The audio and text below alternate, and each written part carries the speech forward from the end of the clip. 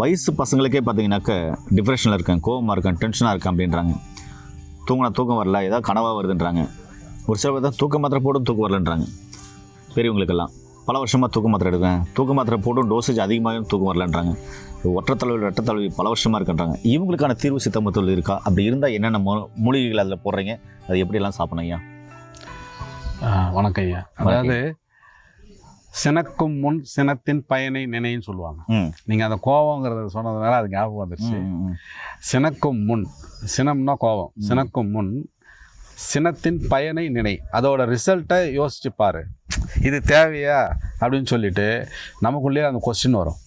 அப்போ அந்த சினம் வந்து தனியாக ஆரம்பிச்சிடும். இதனால் நிறைய நமக்கு உடல் ரீதியாக மனோ ரீதியாக நிறைய பெனிஃபிட் கிடைக்கும். இது ஒரு டெக்னிக்காக பயன்படுத்திங்க. வெறும் மருந்து மட்டும் இல்லை, அதோட ரிசல்ட்டு நம்ம கோவப்பட்ட பிறகு ரியாக்ஷன் எப்படியெல்லாம் இருக்கும் அதெல்லாம் நமக்கு தேவையான்னு யோசிச்சிங்கன்னா அந்த கோபம் குறைய ஆரம்பிச்சிடும். இது ஒரு யுக்தி தான்.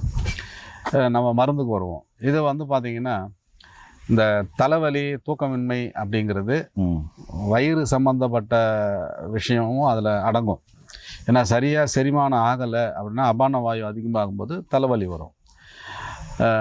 வயிறு சரியாக செரிமானம் ஆகலை அப்படின்னா சரியாக தூக்கம் வராது. பரண்டு ஃபுல்லாக சாப்பிட்டுட்டு வயிறு முட்டை சாப்பிட்டுட்டு படுத்தா எப்படி தூக்கம் வரும்? பரண்டு படுத்துக்கிட்டு இருப்பாங்க. ஆமாம். ஸோ அதனால தான் பெரியவங்க முன்னோர்கள் சொல்லியிருக்காங்க, சாப்பாட்டுக்கும் உறக்கத்துக்கும் போதிய இடைவெளி விடுங்க. ஒரு 2.5 மணி நேரம் 3 மணி நேரமாச்சும் கேப் விடணும். அதுக்காக நான் 10 மணிக்கு சாப்பிட்டு 2.5 மணி நேரம் கழிச்சு தூங்கலாமான்னு கேட்காதீங்க. சாப்பிட்ற நேரத்தை கொஞ்சம் முன்னாடி வச்சுங்க. தூங்குகிற நேரத்தை நீங்கள் மாற்றிக்க வேண்டாம். 9 மணி 10 மணிக்கு தூங்குறீங்க ரெகுலராக அப்படின்னா அதை அப்படியே வச்சுக்கோங்க. உணவை சாப்பிட்றது மட்டும் ஒரு 2.5-3 மணி நேரம் முன்னாடி வச்சுங்க. ஒரு 7-7:30 சாப்பிட்டு முடிச்சுடுங்க. அதே நேரத்தில் உறங்கும்போது கெட்ட சொப்பனம் வரக்கூடாதுன்னு நினைக்கிறவங்க, ஏன்னா சொப்பனம் கனவு வந்தாலே தூக்கம் கெட்டு போயிடும். அப்படி நினைக்கிறவங்க ஒரு கழிச்சு படுக்கணும். இடது கை கீழே, வலது கை மேலே. நம்ம கடைசி காலம் வரைக்கும் இதை மறக்கக்கூடாது. அதாவது லெஃப்ட் ஹேண்டில் தலை வச்சு படுக்கணுன்றீங்க. ஆமாம். ரைட் ஹேண்டில் படுக்கக்கூடாது. இப்போ லெஃப்ட் ஹேண்டில் தான் படுக்கணுன்றதுக்கு காரணம் என்னய்யா?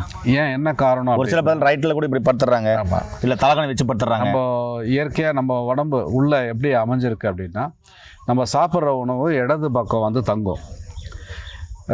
அந்த இடது பக்கம் இருக்கும்போது நீங்கள் வலது பக்கம் எப்படி தூங்கும்போது உணவு இங்கே நின்றுடும். சுரக்கிற ஆசிட்லாம் இந்த பக்கம் வந்து நின்றுடும். அப்போ ரெண்டும் ஒன்றா மிங்கிள் ஆகாது, ஒன்றா சேராது. அப்போ நொதிக்கப்படாது, ஃபெர்மெண்டேஷன் சொல்லுவாங்க. அது ஆகாது.